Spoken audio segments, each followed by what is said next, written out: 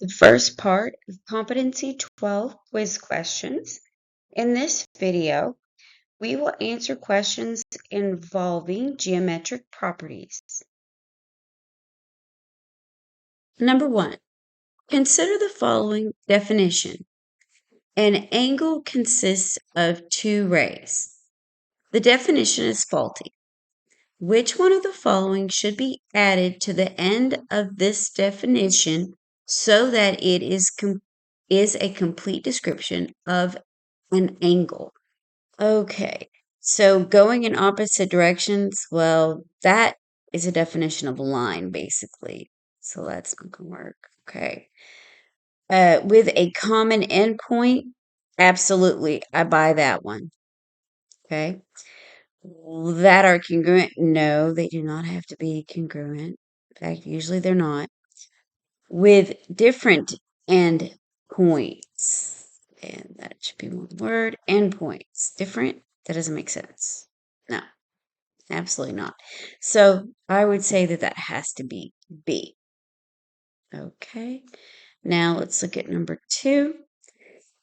Given parallel lines L1 and L2, suppose that AB represents the distance between these lines.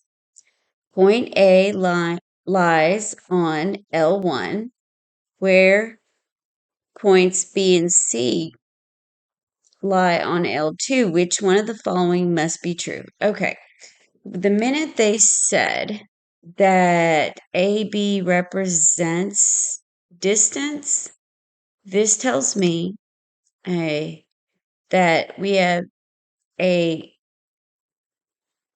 90-degree situation, okay, because that would be a distance.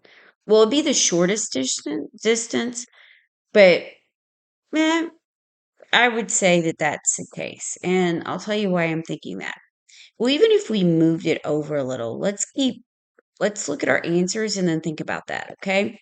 All right, so if we have AB equal to BC, then there is no way, even then, the way this would be, because if we shifted, let's say these weren't 90 degrees, okay, and we shifted A over slightly, then because of the distance from A to C, no, absolutely not. I mean, well, no, I would say because it represents a distance, I would say that that is incorrect. I'm not buying it, and I don't think we have enough information to say that. Okay, it says which one must be true. That's not necessarily true, and we would have to have more information. So let's see here. AB is less than BC. That's not necessarily true because we could move C down. Yeah, we can move it down further, and you know what? We don't have enough information to even say that. They have to give us more info. Okay, let's see this. AB is less than AC. Now, I would say that has to be true because what we were saying earlier. If A, it has to be because if we move A closer and closer to B, it's still going to be larger. And even, I mean, no matter what we do, the only way to get it, we can make it equal, but we can't make it less. Okay, so I'm going to have to say C for this one, but let's look at D. AC is perpendicular to L2. Hey, that's not possible. And it doesn't make sense. Okay. All right. Now, just a little info. I drew that. I used GeoGebra to give you a diagram. In a test, you will have to draw this out and you will not have to know. So you'll have to be able to read that and draw it. Okay. All right. Let's move on to number 3. Number 3, which one of the following could represent two angles of a triangle that is both acute and isosceles. Okay, so what they mean is that we are looking for a triangle that has this, we know for a fact that this is acute, okay? And when that's acute, these other two, they will be congruent, but also acute, okay?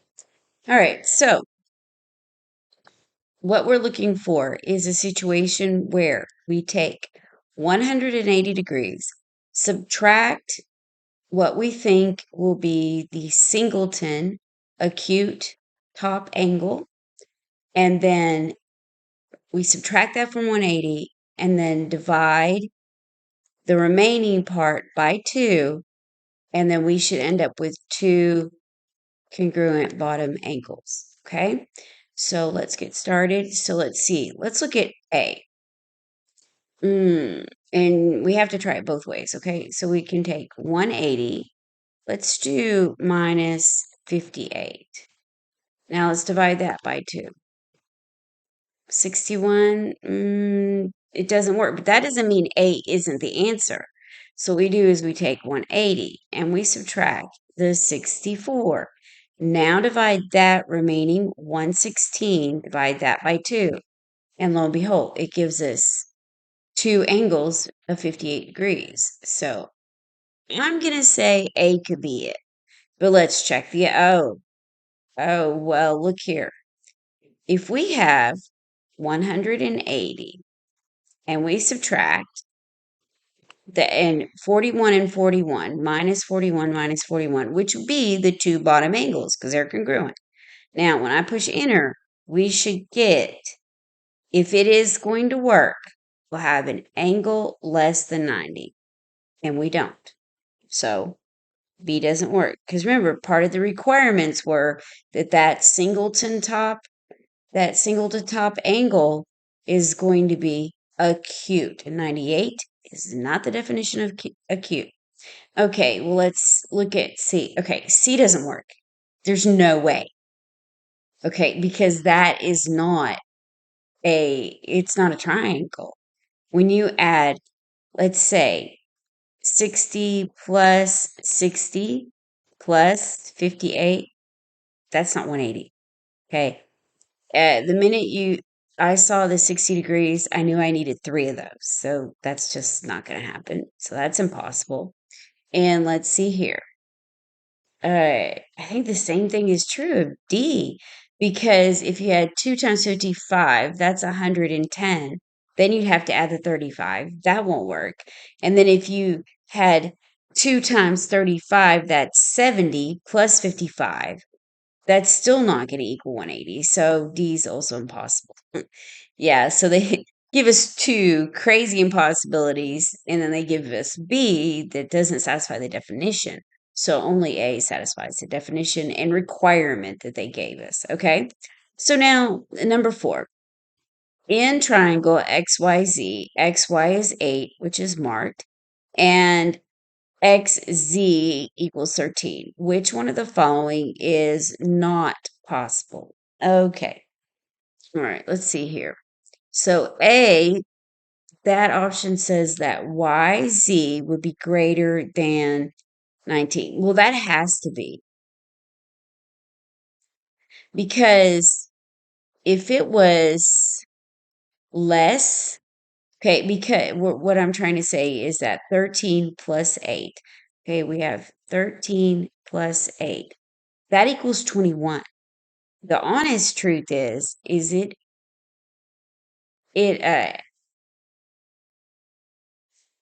not possible, is greater than, it actually needs to be smaller. Well, if it wasn't, here, let's take a good hard look at this. Okay, well, yeah, it, because we're looking for which one of the following is not possible. So it could be greater than 19, but I think there's we're somewhere in a cutoff, for it to satisfy. being a triangle. So I would say that could be possible. Now let's look at B. Angle Y less than angle Z. That's not going to happen because we have 8 across from Z. So Z must be the smallest angle because our yellow, where I highlighted it, that has to be greater than 8. So that means that this angle here, this angle has to be greater than Z. It just has to be. Okay? So that's not possible. Not satisfy what they are the given or they what they gave to us. And now let's see here that YZ is the YZ is the smallest side. No. YZ, let's see. That's the yellow.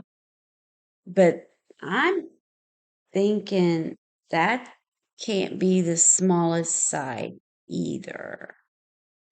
Because then, okay, the angle, okay.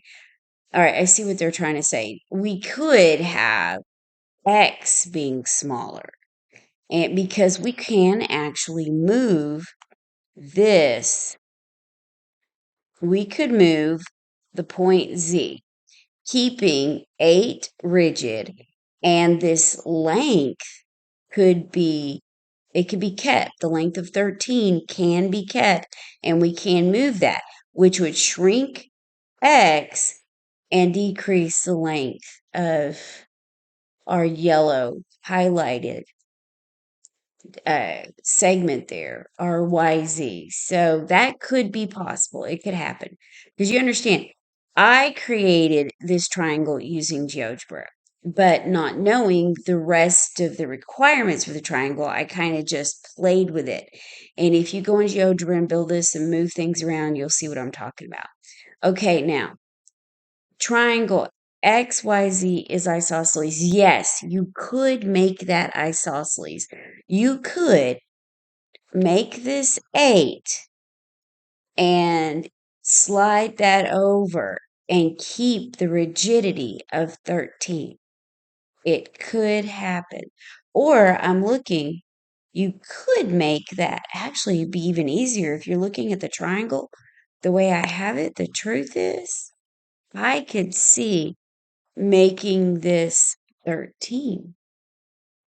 That, if you look at it and turn your head, I almost have it there. I almost did create isosceles. So that's a possibility. So, yes, I'm going to say that option B is the only thing that is absolutely totally not possible in this situation. Okay, so let's look at number 5. Okay. Which one of the following Which one of the following always divides a triangle into two smaller triangles of equal area? Oh, there's only one of those. And if you're watching the videos, we actually had a problem that involved that. Okay, so let's look at this. A, that means altitude or height. So that's not true. The median, yeah, I'm going to say median because median means the definition. Think about it, means splitting things down the middle.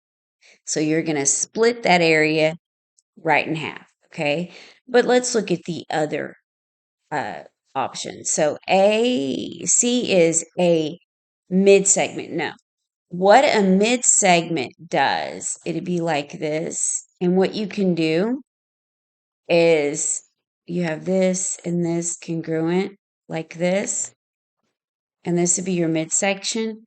What you're doing is you can, in essence, create two similar triangles because the smaller one on top can be moved off, and then you have the larger one and the smaller one. Okay, and then there's another rule that says that you know how you add parts of the shape together. So no, mid-segment will not work. Okay, D, an angle bisector. No, that most definitely didn't do it, because you could come over here, angle bisector. That just means that whatever this angle is, I mean, it could end up bisecting this way, and then obviously you'd have two different areas. Okay, so it has to be option B. That's only thing that satisfies. Okay, all right. This is the last question in this first part of the quiz questions. Okay, again, like us, share us, and subscribe, and give us a bit, and we'll have the second part to this posted also. Happy testing!